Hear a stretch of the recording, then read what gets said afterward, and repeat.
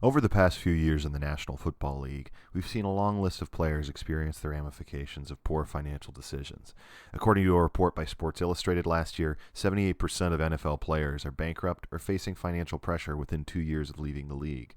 This summer, quarterback Mark Brunell was forced to declare bankruptcy at age 40, despite a long career in which he earned more than $50 million. Today, Super Bowl MVP Drew Brees talks to us about his own financial experiences and his project, launched with the backing of Visa, to provide financial education for young people, and particularly young athletes. Called Financial Football, you can read more about the project and play its interactive game at practicalmoneyskills.com. I'm Ben Domenech, and you're listening to a special edition of Coffee and Markets.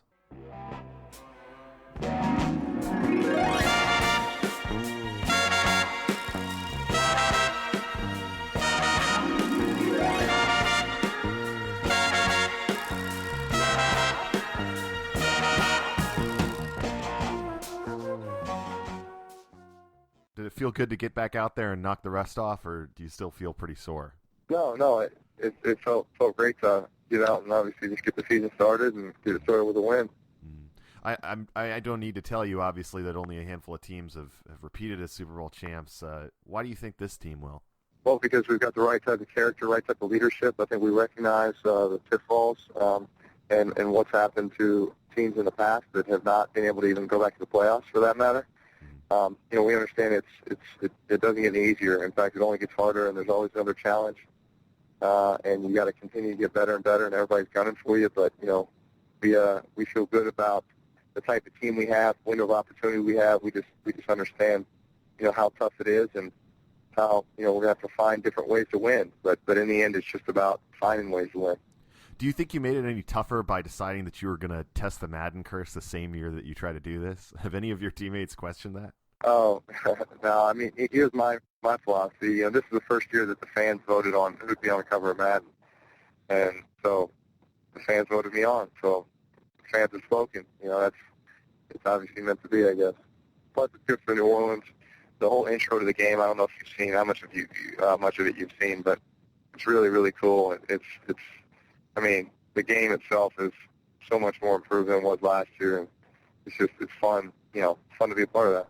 One more fun question. The NFL has a commercial now with all these people going around personalizing your jersey in different ways. I don't know if you've seen it. Yeah, I saw it yesterday for the first time. It's pretty funny. If you could personalize your jersey instead of having your name on the back of it, what would it say?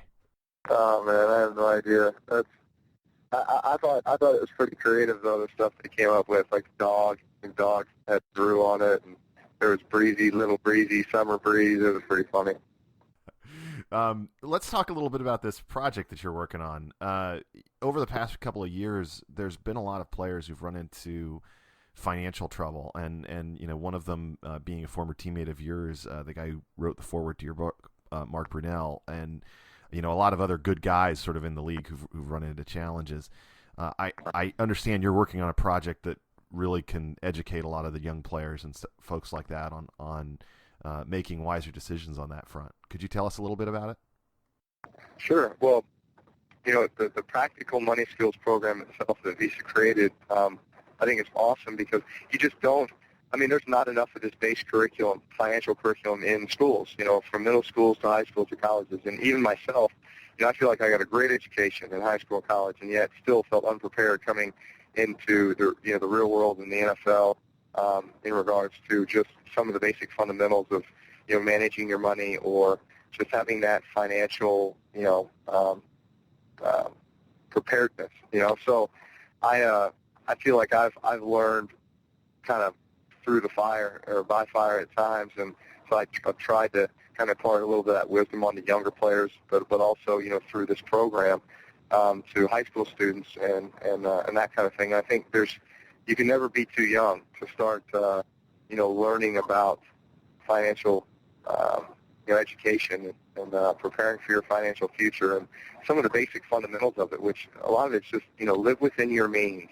And save, budget a portion of your money, your paycheck, to put into the bank, to put into a money market account, or, whatever it might be, but, just to be able to put it away, save it for a rainy day. And I think there's no better lesson to be learned than by the current economic times and the stock market or the real estate market crash, and just the way that people have, all of a sudden they're in such a bad situation when, certainly that's, I think, a learning experience for a lot of young people when you say, gosh, if I just put money aside and just, prepare just in case anything were to happen, kind of save for a rainy day, so to speak. There's a lot of things that can be learned from that, but also for young NFL players, because I think, the general misconception is that, every NFL player, the minute you step foot in the league or play a game, that you're a millionaire.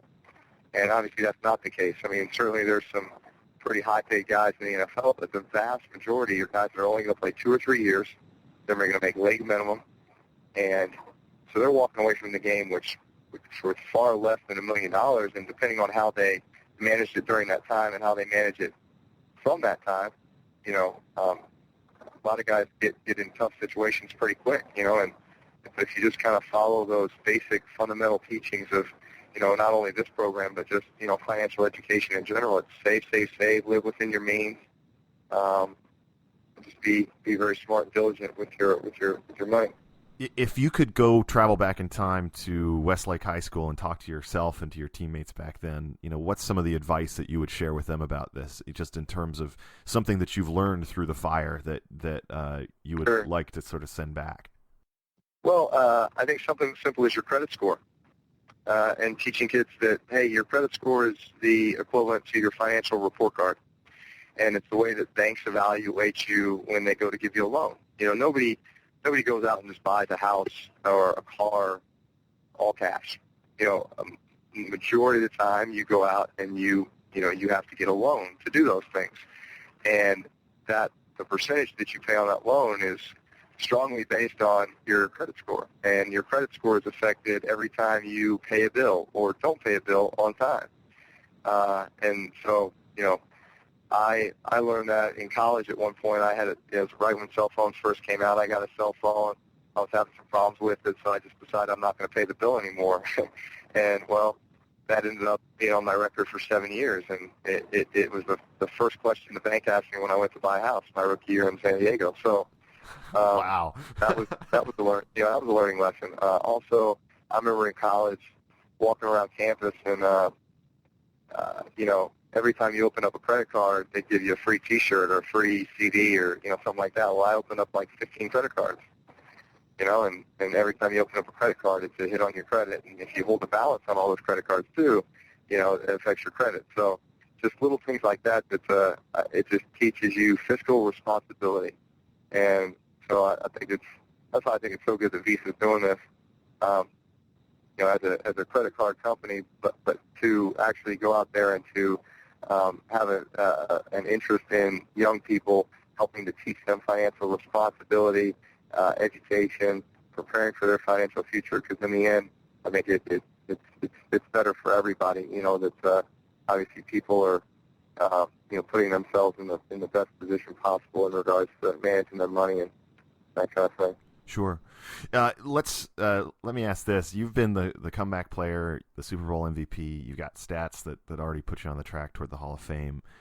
When you get to the end of your career, what will you be looking back on, and what will you be proudest of when you consider it?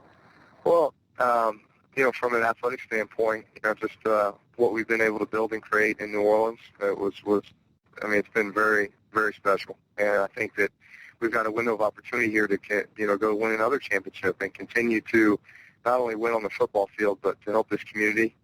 And, it's amazing how football, just our game, and transcends just what you do on the field. It's not just about winning and losing football games. You're changing people's lives in the process. And obviously everything that we've been able to, the platform we've been given as NFL players, that I've been given to get involved in the community with our foundation and with programs like this that we really believe in. That's great. That's what it's all about. I saw an interview with you once that where you said that you, if you had gone to Brown, that you might have ended up going into politics instead of doing sports. Do you think that you might do something like that in the future, maybe after this is all done?